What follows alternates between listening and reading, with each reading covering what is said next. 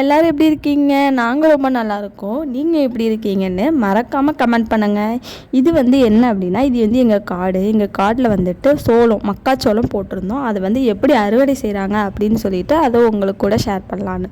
நாங்கள் வந்து இது மிஷினரியாக தான் பண்ணோம். கையாலேயும் ஒரு சில பேர் உடச்சி எடுப்பாங்க. இது வந்து மிஷினரி பண்ணால் இட் ஈஸிங்க. ஏன் அப்படின்னா கொஞ்சம் ஈஸியாகவும் இருக்கும். நம்ம அது கீழே வந்து மிஸ் ஆகிருக்கிறது மட்டும் எடுத்து சோளம் மட்டும் எடுத்து கலெக்ட் பண்ணி நம்ம அதை அடித்து கலெக்ட் பண்ணிக்கலாம்.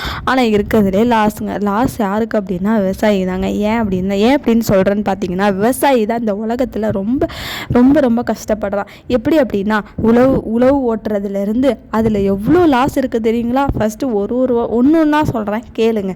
ஃபர்ஸ்ட் வந்து உழவு ஓட்டுறதுக்கு சொந்த டிராக்டர் இருந்தால் ஓகேங்க. சொந்த டிராக்டர் இல்லைன்னா அதுக்கு ஒரு விலங்க வந்துட்டு உழவு ஓட்டியாச்சு. மானாவாரி பயிருக்குன்னு ரொம்ப மோசங்க. மழை எப்போ வரும்னு வெயிட் பண்ணிட்டு இருப்பாங்க. மழை வந்தப்போ விதைக்கணும். இப்போ வந்து அதுக்கு முன்னாடி தான் ஆளுங்களை பார்த்துட்டு இருந்தாங்க. இப்போ கொஞ்சம் ஈஸி மெஷினரியில் வரும். மெஷின் தான் போட்டுரும். அது வந்து ரோட் டு ரோ ஸ்பேசிங் வந்து ஃபிக்ஸ் பண்ணிவிட்டு அது வந்து போட்டுருவாங்க.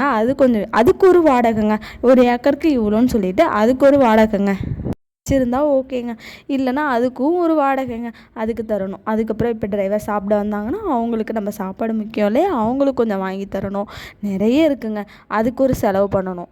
அடுத்து வந்துட்டு அதுக்கப்புறம் எல்லா சோளமும் போட்டாச்சுங்க. அதில் வந்து கொஞ்சம் முளைக்காமல் இருந்திருக்கும். அந்த மழை பெய்கிற டைமை பார்த்து மறுபடியும் அதாவது முளைக்காத இடத்துல மறுபடியும் விதையை போட்டு அதை வளர வச்சு அதுக்கப்புறம் பில் அதாவது வீடு இல்லாமல் மேனேஜ்மெண்ட் பண்ணணும்.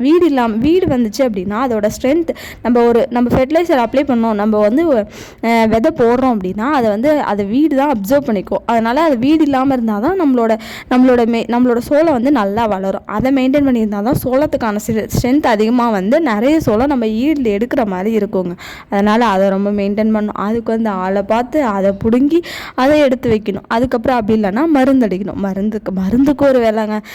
அதுக்கு பார்த்துட்டு மருந்து அடிச்சுட்டு அதுக்கப்புறம் உரம் போடணும். 2 டைம் உரம் போடணும். அந்த பூ வைக்கிற டைமில் உரம் போடணும். அதுக்கப்புறம் பிஃபோர் நம்ம சோளம் போட்டக்கப்புறம் கொஞ்சம் நாளில் உரம் போடணும். இது அப்புறம் ஹார்வெஸ்டிங் டைமில் இது அறுத்தடிக்க அப்புறம் வீட்டில் அடுக்கி வச்சுட்டு ரேட் அதிகமானால் அதுக்கு நிறைய இருக்குங்க. இதெல்லாம் சொல்லிக்கிட்டே போகலாம். நம்ம நாட்டோட முதுகெலும்பே விவசாயி தான். ஏன் அப்படின்னா விவசாயி தான் ரொம்ப கஷ்டப்படுறான். விவசாயி இல்லை அப்படின்னா எங்கேருந்து சாப்பிடுவீங்க சொல்லுங்கள்? எல்லாருமே வாரியில் போய் செட்டில் ஆகிட்டாங்க அப்படின்னா ப்ரொடியூஸ் பண்ண விவசாயி இருந்தால் மட்டும்தான் விவசாயம் செய்ய முடியும், நம்ம சாப்பிட முடியும். விவசாயத்தின்